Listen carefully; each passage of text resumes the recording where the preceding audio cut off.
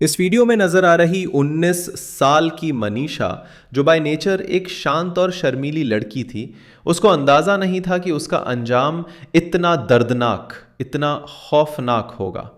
ये केस है हरियाणा के भिवानी डिस्ट्रिक्ट में लोहारू के धानी लक्ष्मण गांव का, जहां 11 अगस्त 2025 को हर रोज की तरह मनीषा अपने घर से किड्स केयर बाल विद्यालय के लिए निकलती है। उसी दिन दोपहर 1:58 पर मनीषा स्कूल से निकलकर पास के ही एक नर्सिंग कॉलेज में एडमिशन फॉर्म लेने के लिए गई थी। दिन ढलने तक जब मनीषा घर नहीं पहुंची तो परिवार को उसकी चिंता होने लगी। देर शाम करीब 6:15 बजे संजय, मनीषा के पिता के पास मनीषा का कॉल आता है, लेकिन 10 सेकंड चली इस कॉल में उधर से उन्हें मनीषा की कोई आवाज़ नहीं आती और कॉल कट जाती है।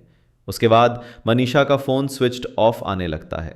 संजय अपने चाचा के साथ लोहारू पुलिस स्टेशन पहुंचते हैं और पुलिस से रिपोर्ट दर्ज करने के लिए कहते हैं, लेकिन पुलिस उनकी कोई भी बात सुनने से इनकार कर देती है और ये कहकर बात टाल देती है कि मनीषा किसी के साथ भाग गई होगी और 1-2 दिन में वापस आ जाएगी। 13 अगस्त को संजय के पास पुलिस का कॉल आता है कि उन्हें एक नहर के पास एक खेत में एक लड़की की डेड बॉडी मिली है। बॉडी देखते ही संजय की मानो दुनिया पूरी तरह उजड़ गई थी। मनीषा की बॉडी एक खेत में पड़ी हुई थी और उसका चेहरा बुरी तरह से डीकम्पोज हो चुका था, जैसे उस पर एसिड डाला गया हो।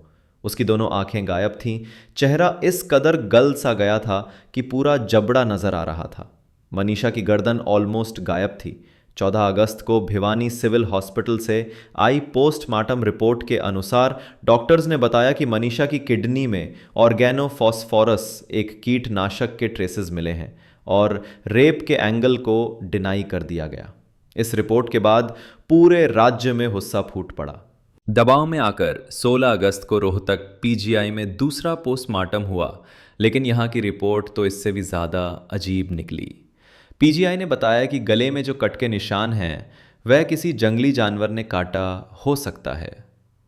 18 अगस्त को पुलिस अचानक से ये दावा करती है कि उन्हें मनीषा का लिखा हुआ एक नोट मिला है।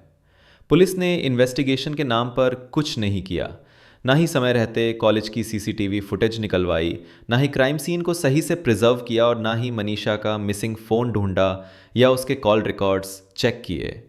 दोनों पोस्टमार्टम रिपोर्ट्स खुद में ही विरोधाभासी हैं। भिवानी हॉस्पिटल की रिपोर्ट में मेंशन है कि सलवार फटी हुई थी और नारा खुला हुआ था, यानी स्ट्रगल के क्लियर साइन थे। हैरानी की बात है कि मनीषा के दोनों घुटनों पर गहरी चोट थी, पर सलवार उस जगह से एकदम साफ थी। इसका मतलब सलवार या तो मौत के बाद पहनाई गई या मौत से पहले उतारी गई। पोस्टमार्टम रिपोर्ट में बताया गया मौत का समय भी डाउटफुल है। जब मौत को 24 घंटे से ज़्यादा हो जाते हैं तो बॉडी में कीड़े पड़ जाते हैं। यहाँ मनीषा की बॉडी पर मैगेट्स नहीं मिले, मतलब उसका पहला पोस्टमार्टम मौत के 24 घंटे के अंदर हुआ था। लेकिन रिपोर्ट के मुताबिक मनीषा की मौत 2-3 दिन पहले हो गई थी, जो वैज्ञानिक रूप से गलत है।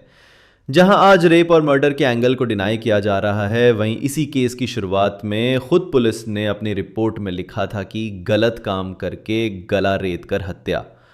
मतलब पहले दिन पुलिस ने खुद मर्डर का एंगल माना और फिर आगे जाकर पूरा नैरेटिव ही बदल गया। ये कहना गलत नहीं होगा कि ये क्लियर कट मर्डर का केस दिख रहा है, जिसमें रेप की भी पूरी आशंका है, जिसे लापरवाही और हेरफेर से इतना डैमेज कर दिया गया है कि सच और इंसाफ की उम्मीद करना नामुमकिन सा लग रहा है।